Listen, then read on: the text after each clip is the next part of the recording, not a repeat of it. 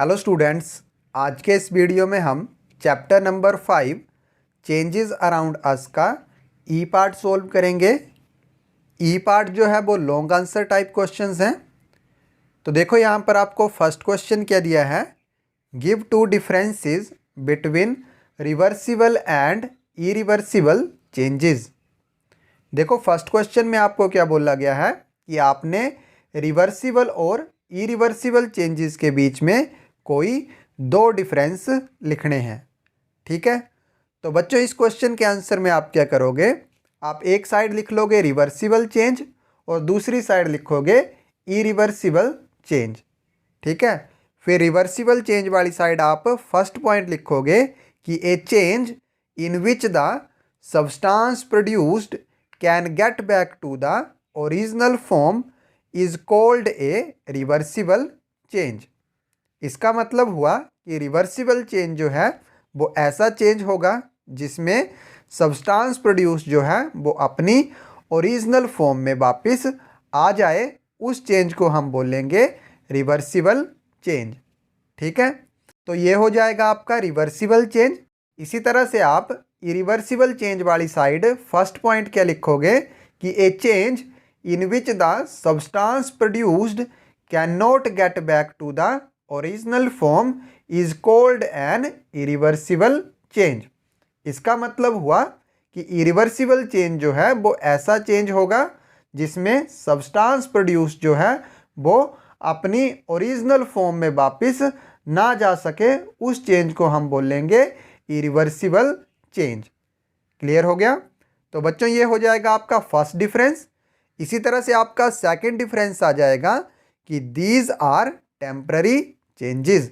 मतलब जो reversible change होते हैं वो टेम्पररी चेंजेस होते हैं। ठीक है, क्योंकि हमने फर्स्ट पॉइंट में भी पढ़ा कि रिवर्सिबल चेंज में जो है वो सब्सटेंस प्रोड्यूस अपनी ओरिजिनल फॉर्म में वापस आ जाता है। इसका मतलब हुआ कि जो चेंज होता है रिवर्सिबल चेंज में वो टेम्परली होता है। क्लियर है? इसी तरह से बच्चों आप इरिवर्सिबल वाली साइड सेकंड पॉइंट के लिखोगे कि दीज आर परमानेंट चेंजेस। मतलब इरिवर्सिबल चेंजेस जो होते हैं वो परमानेंट होते हैं। क्लियर हो गया? तो ये हो जाएगा बच्चों आपका सेकंड डिफरेंस।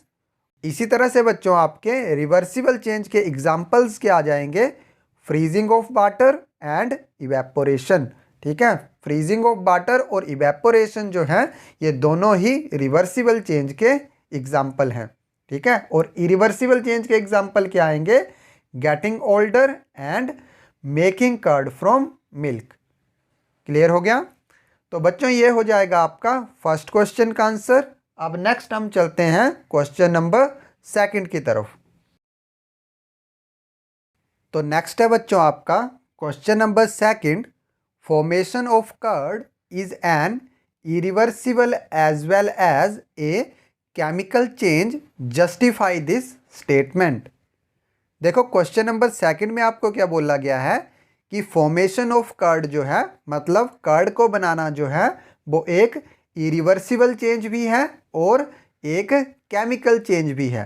ठीक है, तो आपने इस स्टेटमेंट को जस्टिफाई करना है। क्लियर है? मतलब आपने बताना है कि कर्ड को बनाना जो है वो किस तरह से एक इरिवर्सिबल चेंज भी है और एक केमिकल चेंज भी है। ठीक है, तो बच्चों इस क्वेश्चन के आंसर में आप क्या लिखोगे कि formation of curd is an irreversible change because we can not change curd back into milk. इसका मतलब हुआ कि फॉर्मेशन ऑफ कर्ड जो है वो एक इरिवर्सिबल चेंज है क्योंकि हम कर्ड को जो है वो फिर से मिल्क में चेंज नहीं कर सकते हैं। ठीक है, और बच्चों हम जानते हैं कि जब भी हम किसी सब्सटेंस को चेंज करने के बाद उसकी ओरिजिनल फॉर्म में वापस ना ला सकें तो उस चेंज को हम बोलते हैं इरिवर्सिबल चेंज।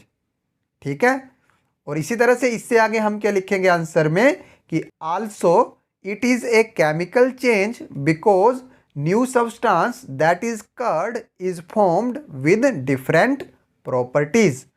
तो इसका मतलब क्या हो जाएगा कि फॉर्मेशन ऑफ कर्ड जो है वो एक केमिकल चेंज है क्योंकि इसमें न्यू सब्सटेंस फॉर्म होते हैं और जो न्यू सब्सटेंस फॉर्म होता है उसकी जो प्रॉपर्टीज़ हैं वो भी डिफरेंट होती हैं।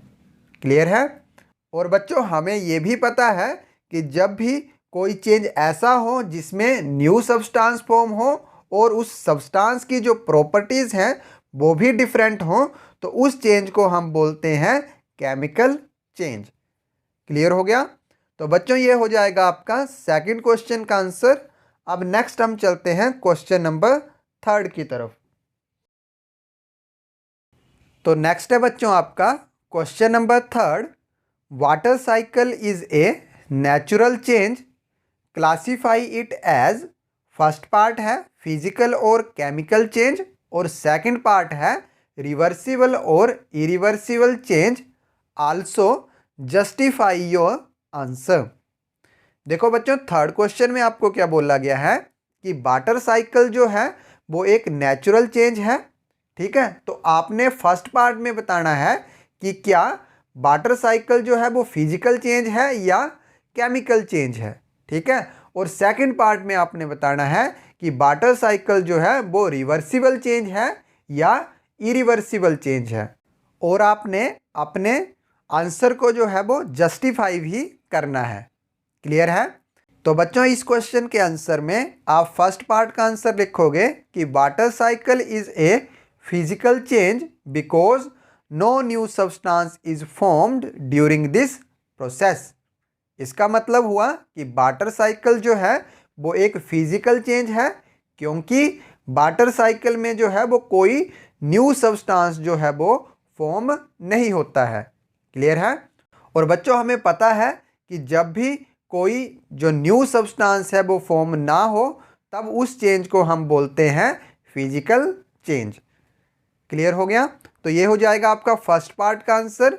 इसी तरह से बच्चों आपका सेकंड पार्ट का आंसर क्या आ जाएगा कि water cycle is A reversible change because in this process water change into vapour state and again change from vapour into liquid state. Clear है।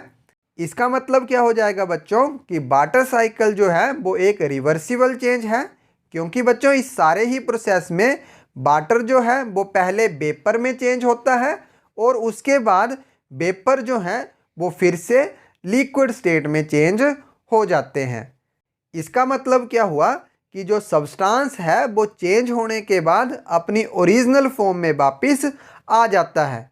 और हमें पता है कि जब भी कोई सब्सटेंस चेंज होने के बाद अपनी ओरिजिनल फॉर्म में वापस आ जाए तब उस चेंज को हम बोलते हैं रिवर्सिबल चेंज। क्लियर हो गया। तो बच्चों ये हो जाएगा आपका थर्ड क्वेश्चन का आंसर। अब नेक्स्ट हम चलते हैं क्वेश्चन नंबर 4 की तरफ। तो नेक्स्ट है बच्चों आपका question number 4। How can we say that burning of candle is a chemical change what the glowing of bulb is a physical change.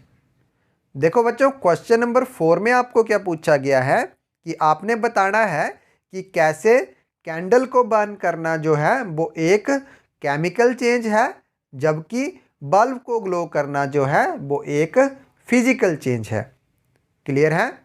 तो बच्चों इस क्वेश्चन के आंसर में आप क्या लिखोगे कि burning of candle is a chemical change because when candle is burning it gives us light heat and smoke that is new substance is formed.